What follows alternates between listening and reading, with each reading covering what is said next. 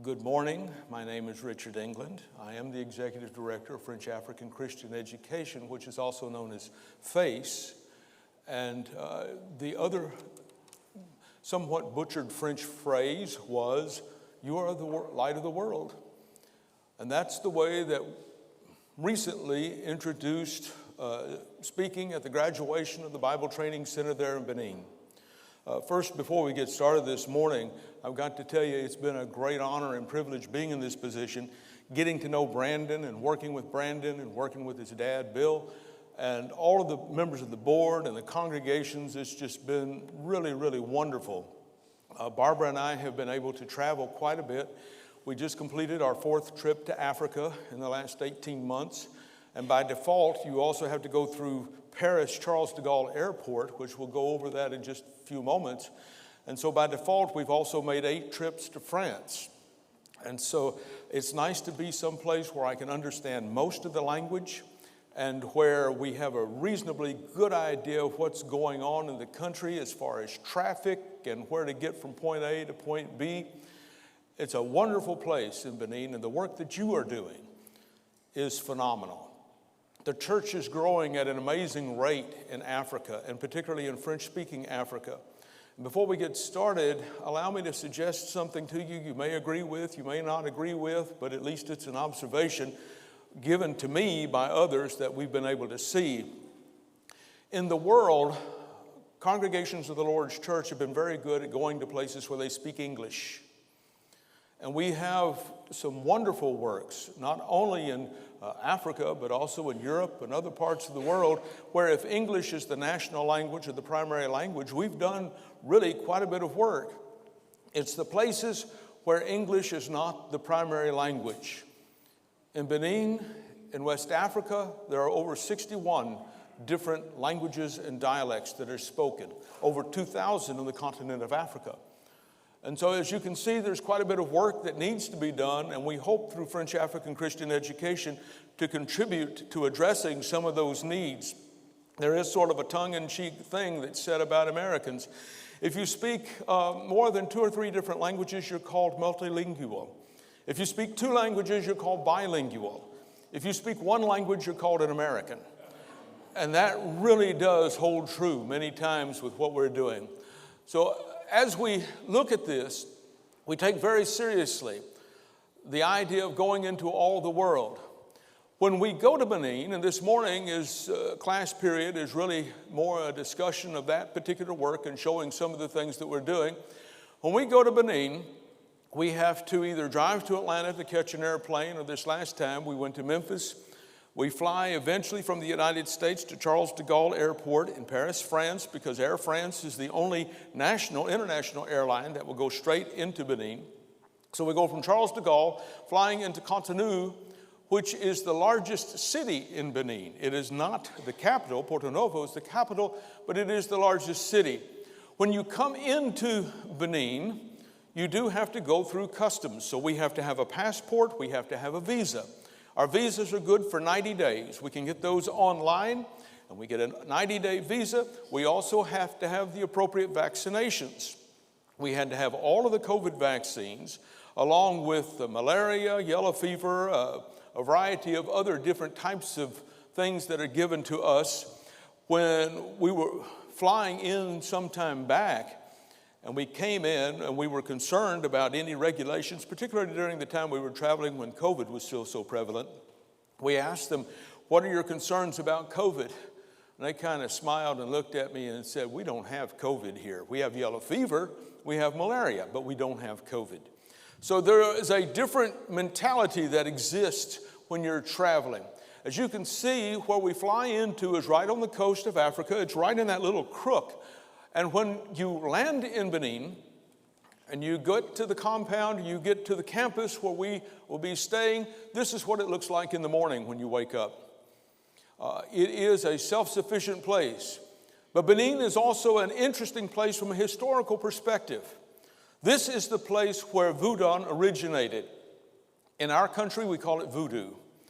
And it is a very serious type of thing. Barbara and I are going through the process right now of being recognized. In fact, we have been recognized as university professors by the government of Benin. which will allow us to do far more things than we can just coming in as Americans who are there basically as tourists. When we went to get our health certificate, which was required by a doctor in Benin, we had to have that appropriate credential. We went to the first clinic. It was a U.S. aid station funded by various grants. It was closed. So we went to the military hospital. It was closed. We went to the public hospital, and it was closed. And you can see from the billboard why it was closed. It was a national holiday because of what we would call voodoo. And so that's an indication of the different mentalities that we're working with. To kind of oversimplify things, to the north in Benin, you'll see primarily those that are followers after Islam. In fact, in the very far north, you would have to be careful if you're American traveling there. Not as much because of any imminent danger, but the threat of kidnapping, that type of thing.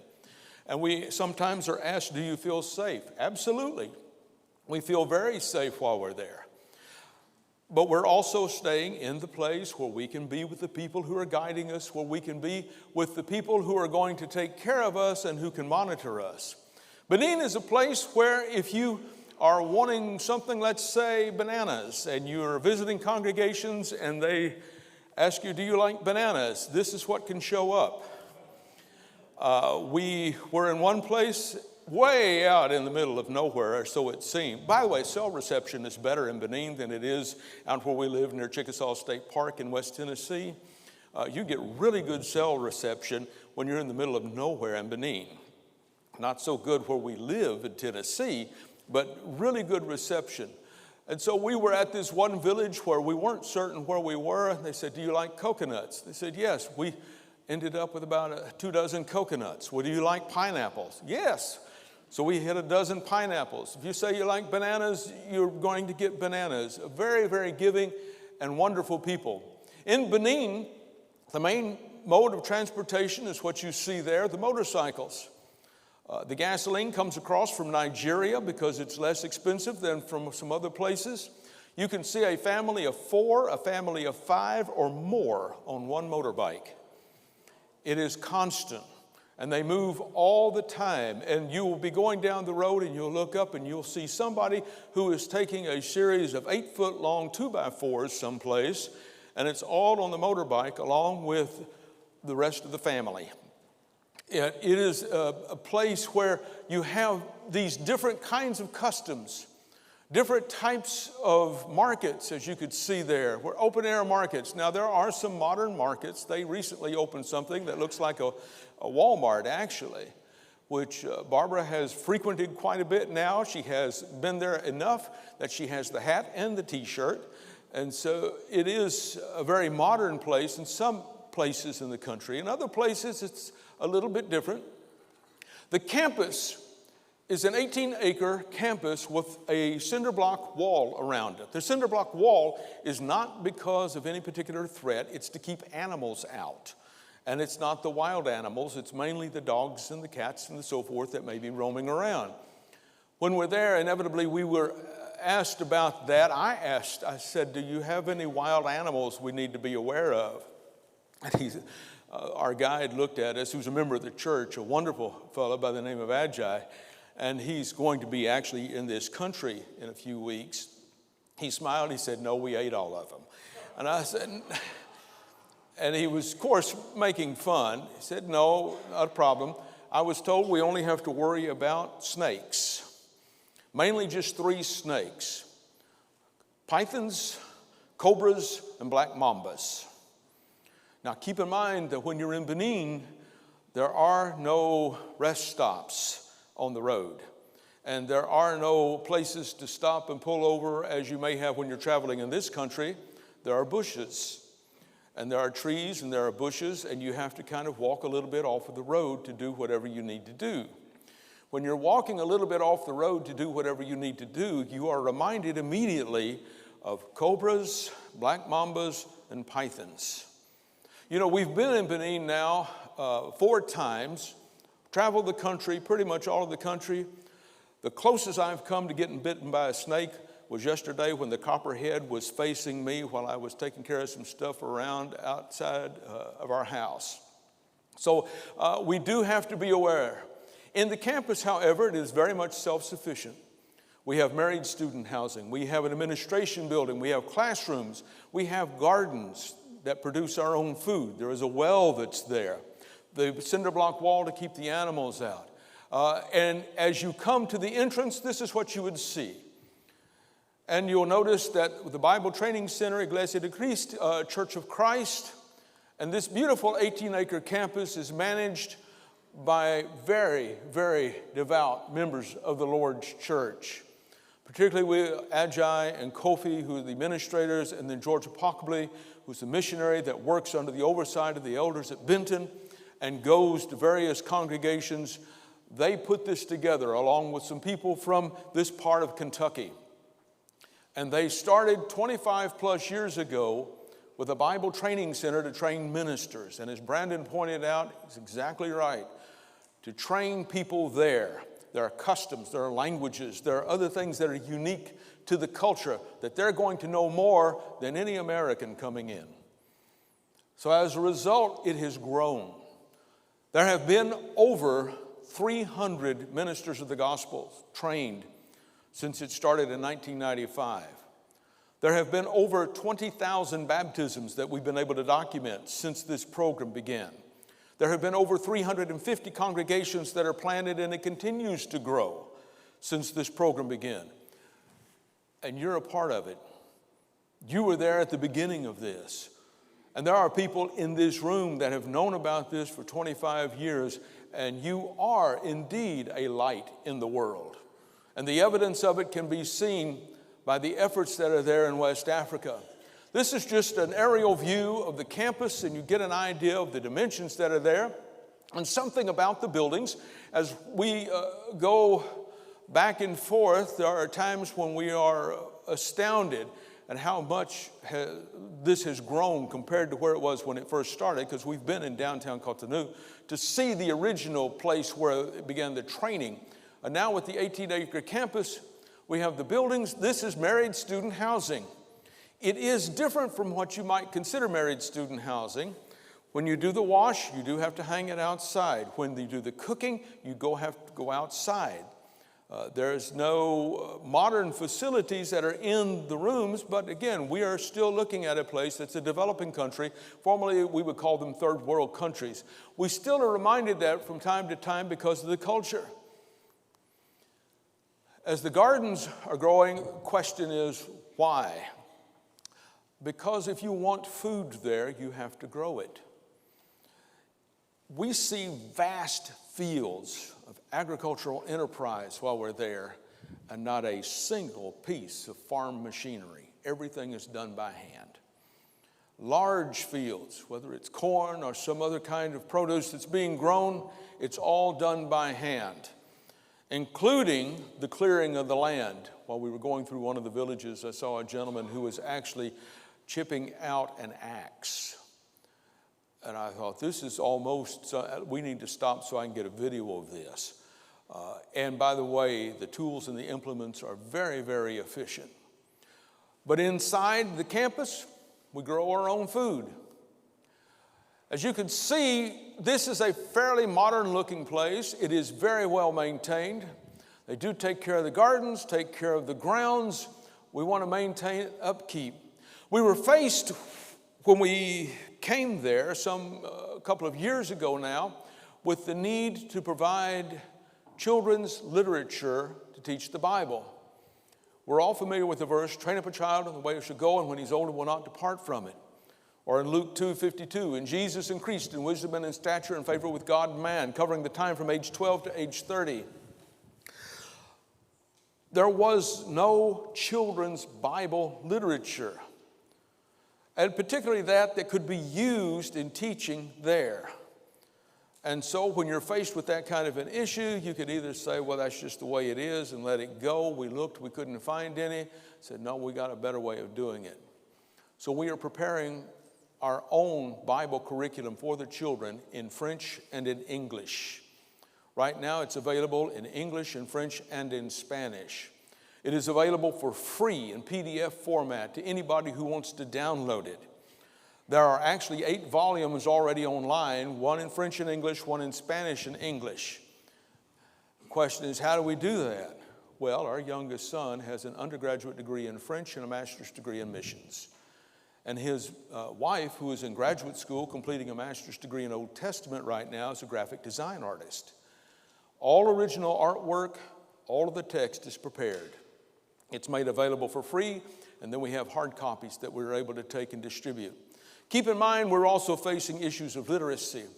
As been pointed out, with the Bible Training Center, we're wanting to move it to an accredited university status. That will mean so much for the graduates, but we do have to recognize that we are in a part of the world where education is not as readily accessible as it has been historically in our country. It is becoming more accessible, and one of the reasons why we're moving to an accredited university status is to be able to train people to be teachers who can freely teach the gospel of Christ, who can teach the Bible, and who have the appropriate licensure or certification, as we would call it in this country, so that they could be used by any school in the country. When we begin to talk about the Bible Training Center itself, it is a 3-year curriculum. It is very rigorous. It is taught by people who are there. The students are required, in addition to studying the Bible, to work with congregations the entire time that they are there as well. So every Sunday, they get on a motorbike, and some will go to 2 or 3 different congregations, very remote congregations, in order to preach the gospel of Christ. This is where the school began, in downtown Contenu.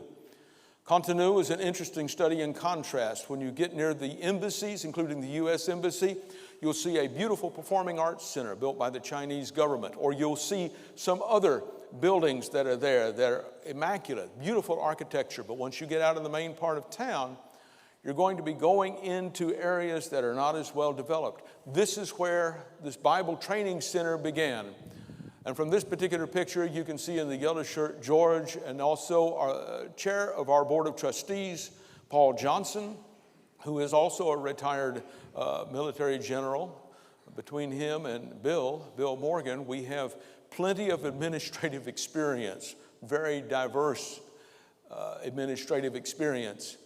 And there, as we were examining where it began, the faculty are members of the church, sometimes for many, many years, and have watched the church grow and have been involved with teaching students. This is a classroom setting. And as you can see, it's very typical for what we would expect here. We also have, again, the motorbikes that are used by the students, along with the gardens that are attended by the students, and the classes that are full. The graduates will be at a ceremony that, not this immediate past one, but the previous one, was covered by the Benin government. We actually have a 15-minute YouTube documentary about us that was there, produced by the government, set out there by the government, promoting it. They want Christianity. Allow me to be not strictly political, but at least to provide a little bit of an explanation. In the world, there are many diverse governments, many diverse ideations about how people should be governed. And many times that is accompanied by diverse religious backgrounds and religious beliefs. Some of them are more radical than others. To the north in Benin, you'll see more and more of those that would be more radical. To the south, you'll see Christianity broadly defined. There is a need for the expansion of the Lord's church, and it's one of the reasons why the government is interested in Christian education.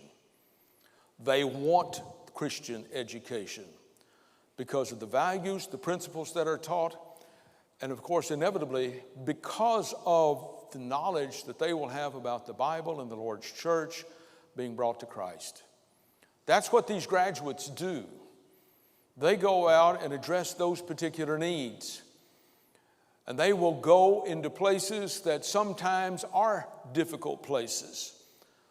There are places where these graduates that you see right now that are standing with us, and those that are there at the ceremony, meet in secret in some places in order to have worship services. What we take for granted here, there, they have to be very careful. It depends on the country, it depends on where they are. At the graduation, it's not uncommon to have between 750 and 800 people that will be there. And they will be there to sing praise to God, to assemble on the first day of the week, just as we do, to partake of the Lord's Supper, remembering the death, burial, and resurrection of Christ, just as we do, and to fellowship one with another. How many times have you been in a worship service where there's standing room only in an outside tent? That's where we are in Africa. And this gives you a little bit of an idea of what we see, particularly there on the campus at the time of graduation. We also are engaged in women's vocational training. The women, the spouses, are able then, after successfully completing the training and passing the national exam, to open up either hairdressing or sewing. We provide, through a grant, we provide a manual sewing machine to each of those who graduate, along with a hair dryer. Now, the manual sewing machines here would be considered very valuable antiques that people would want to place someplace prominently so you could discuss it. There, they use them. You don't need power. And as a result, they are able to support their husbands while their husbands preach the gospel of Christ. We have right now about 50, a little over 50, ministers of the gospel who have never received any pay whatsoever for their work. But they continue on, some for many years, because it's the thing that they need to do. The ladies also are involved in Bible class. And it's not uncommon to see them in a Bible class with their children as you see there. And the children are also learning. In addition to the vocational training and the Bible training, we do have a preschool where they receive daily instruction in the Bible, the same as their moms do. There's one of the sewing machines that was given out at a graduation, and you can see the kind of things that they have. And the crowded nature, our married student housing is at 100% capacity, and it's constituting over 50% of the total student enrollment. With that, of course, comes children. We asked last time about how many kids do we have on campus right now. Roughly 48 children on campus. In addition to their fathers, we have 20 per class for three-year class, anywhere between 60 and 70 students, and 50% of those being married. So we will have the spouses, anywhere from 30 to 35 spouses, along with the families. Now, I'm not going to comment about the futility of my beautiful, lovely wife being in a beauty shop in Africa. There are certain hair designs and styles that just don't work. And as much effort as may be placed in it, it just won't work. This is one of the ministers and his wife and his child, and in front of the shop where she works so that her husband can preach, which is just down the road. How they do a beauty shop without running water, I don't know, except that they go and they haul the water back in and haul it back out. And this is an idea of the kind of thing where they'll set up their own business, set up their own shop. We had a need to address some of the issues associated with the ladies. Up until about 25 years ago, there was the real possibility that in certain areas, women and children would be viewed as property. That all changed. Education is now available. The literacy rate is increasing, but there's still a long ways to go. And that includes being able to talk about the gospel of Christ, and particularly for the ladies. And so we decided a couple of years ago, we would have my sweet wife do a ladies' conference. When we came to the ladies' conference and we started discussing it, she said maybe 25 or 30 people will show up. And I said, no, I think we'll do better than that. And for the first ladies' conference that they had over 250 ladies from 5 different countries show up. And she stood and taught and answered questions for 2 days straight for over 8 hours. In the last conference that we just came back from, she had 8 sessions over a 2-day period. They are now wanting a week-long training session for the ladies, which we are at least in discussion about. Can you pick out which one is my wife, since they're all dressed alike? And this is the type of thing you begin to see the excitement. And it is, I will freely confess, it's great for us because we see the enthusiasm and the joy of people coming together to study the Bible and ask serious questions about how to bring up children, how to support your spouse. What do I do if I'm married to someone who doesn't believe in God? What do I do if I'm in a situation where I'm not allowed to go to church? How can I influence my spouse? All of these things that were unique to the ladies, and they are wanting to know, what does the Bible say about it? The church and the church buildings vary, and you see some of the locations where these are some of the congregations we visited. We've been blessed to visit at least 35 of the congregations while we've been there. This is a typical drive getting to a church building. And at the church building, you will notice that there are a significant number of children. There will be 35% of the congregation composed of children. Another 30% will be older people. The middle portion of people that we would call the young, middle-aged perhaps, many of them see the opportunities in Western Europe and the United States, and they want to get out of their country. As a result, the church sometimes will feel the effect of that, but it's still growing. And when we meet together, as I said, we meet and we do the same things, but the meeting situation is just a little bit different.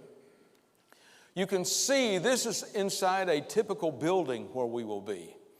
And if you'll notice, the walls are not exactly the same as the walls here, nor is the floor the same.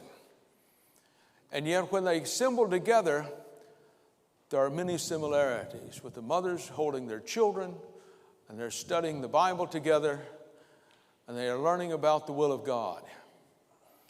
This is a church building.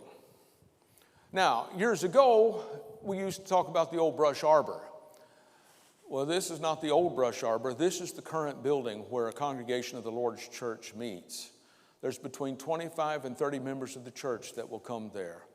Some of them may walk as far as 2, 3, 4, 5 kilometers both ways in order to come to worship services. And they do this because they are truly people hungering and thirsting after Christ. And through the efforts of this congregation here, we have been able to address many of that by providing the ministers who are able to come to these places to worship God. The X on the door is where the government had said they had to move their building. They were too close to some areas that the government did not want them to have assemblies of the Lord's church. So they kept the door, moved the building. They just constructed another building on down the road. They put the door up as a gentle reminder that the government told us we couldn't do this, so we just moved and we're doing it anyway. The buildings, this is a typical building, are about 1,100 square feet. It's a cinder block building. There is no electricity or water nearby as a general rule, and it is cinder blocks. It is ventilated so the air can come through. While it is warm in Africa, I hate to break the news to you, but the last trip we were in Africa, you were 15 degrees hotter here than we were in Africa. We were near the equator. So there is a difference in the heat and in the humidity. This is a building. This building cost about $5,600 to build. Now, there's still inflation there, so it may be up as much as $6,000 or a little bit more to build a one-story building like this. And these are constructed. We asked, how about labor? Are you able to keep the labor to do it? And he kind of smiled and said, we don't have social programs like you do. Here, if you don't work, you don't get to eat. And so as a result, there's always plenty of labor to construct one of the buildings.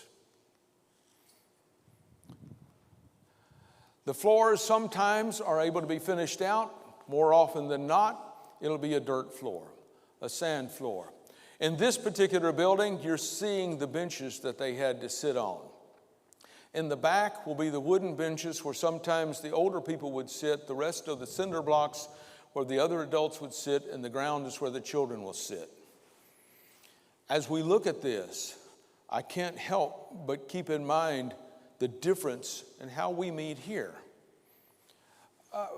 And I'm not asking this being cruel or anything. I ask this of every congregation. Do you know of any people who would be reluctant to come to church in a place like this consistently, or would find a reason not to be there? Not there. This particular minister of the gospel, Joel, is one of the ones who preached for many years without any support whatsoever. He has to use a cane because he is, for all practical purposes, what we would call crippled. He never misses because he has a responsibility to his congregation. And when we are there, by the way, they don't have to worry about parking because nobody has a car, so there's no issues of parking lots. And obviously, they don't have to worry about who's going to carpet the building or anything like that. In fact, in this particular building, no electricity and no water. But the church meets there. The same that we meet here, to study the Bible, to pray to God, and to know more about His will for us. The children are there, and they are being taught the Word. It may be in a simplistic form. When I was asking about some of the issues associated with those that don't believe in God, I believe it was George who told me, he just kind of laughed and he said, we have 100 different gods. We don't have any atheists, but we do have 100 different gods that are worshiped here in Benin because of the various things associated with voodoo or other religious ideations. And so when we are teaching children about the one Creator, in the beginning God, in the beginning was the Word, and the Word was with God, and the Word was God. We have to point to the Bible and use it as our authority so that they will understand we're not talking about all of these other things that you can see out here.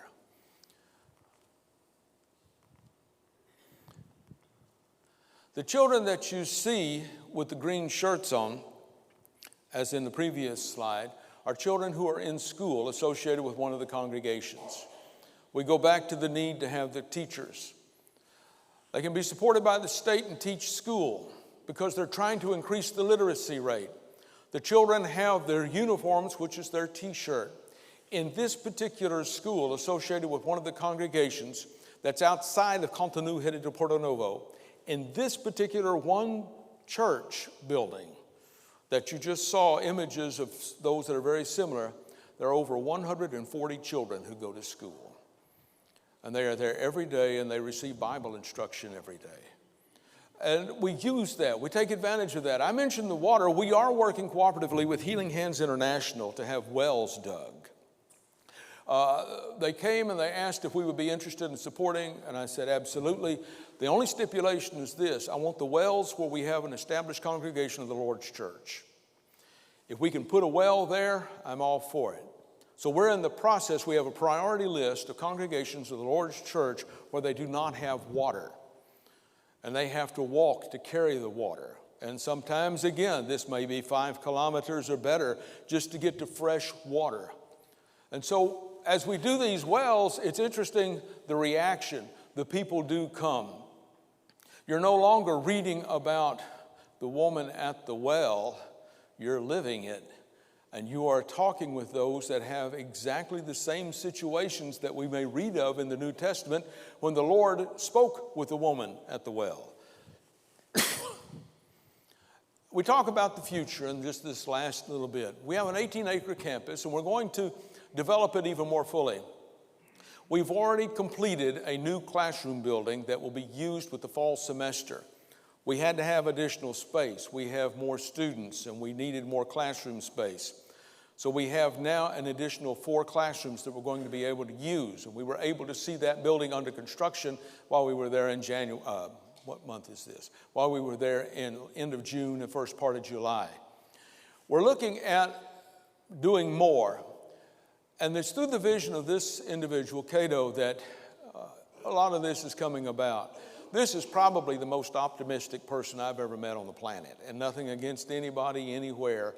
He is completely optimistic. He has done everything to send his 3 children to a university that are going to be involved with the Bible Training Center and perhaps with the university when we have it accredited.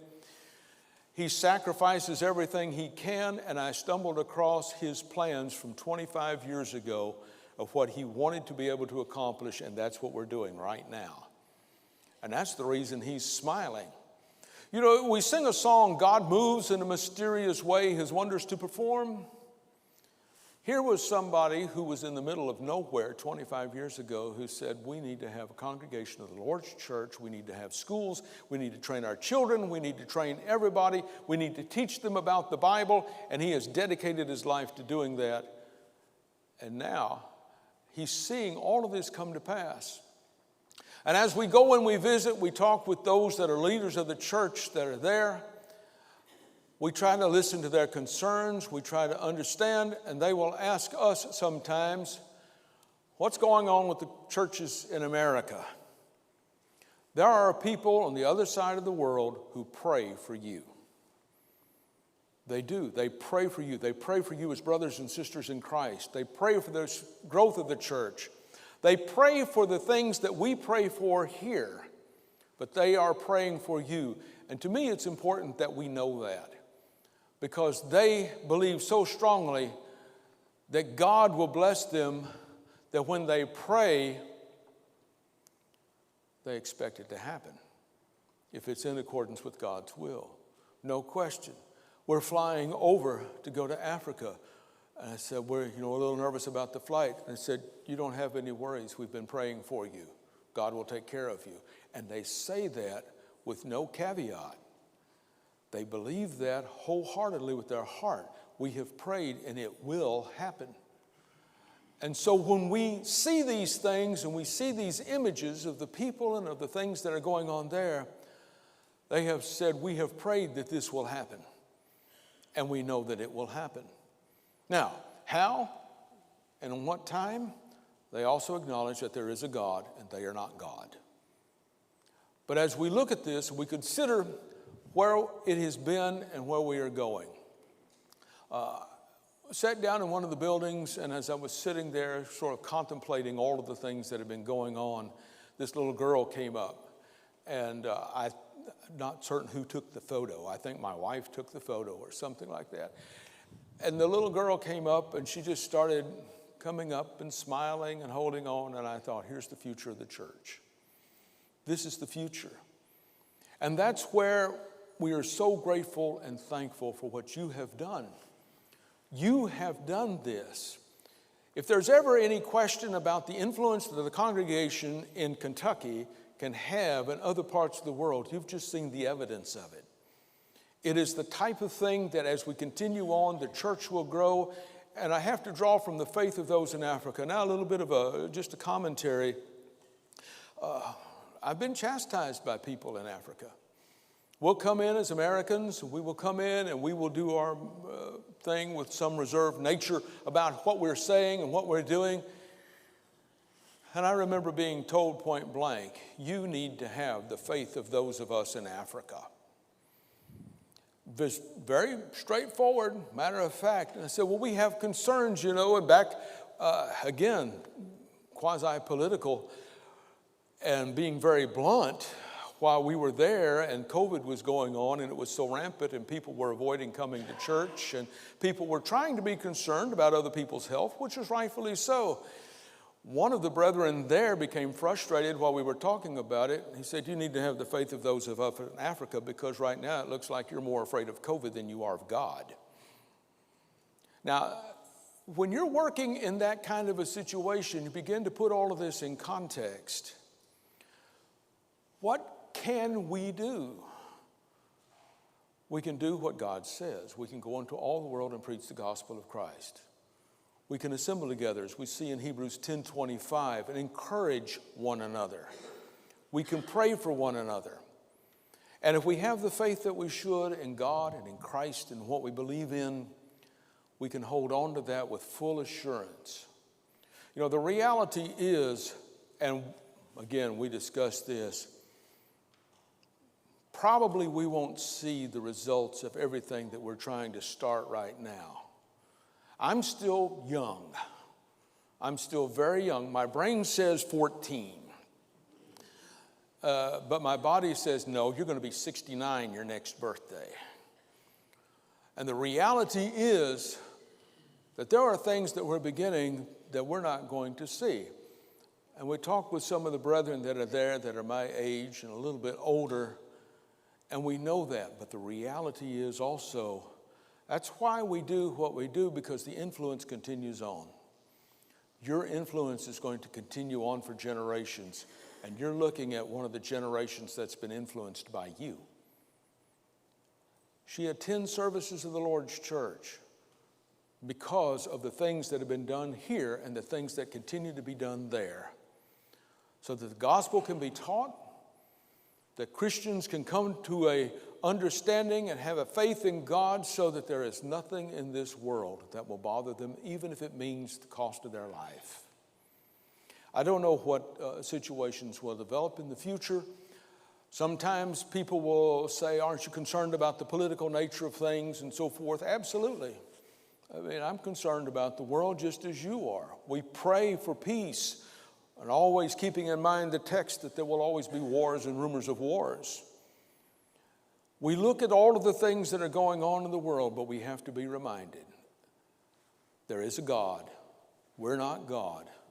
And God's will be accomplished. And your efforts have helped see the fruition of God's will being accomplished in West Africa. Thank you so much for having me this morning for the class time. In the worship hour, we'll be looking at some texts specifically and discussing some things that we need to perhaps be aware of as Christians. When I see these things, even though we just got back, I'm ready to go ahead. Let's get back on the plane and let's go back to Africa. And if you have any questions, I know our class time is about up, please let me know. By the way, I appreciate the young people being in here. When you asked my wife about what prompted her to become interested in mission work, she will tell you she heard a missionary from Japan, I believe, when she was about 10 years old. And from then on, she was impressed with that. Don't ever think that the influence that you have, that your children are watching, your grandchildren, will not have a lasting effect. It will have a profound effect. Thank you again so much for allowing us to be with you this morning.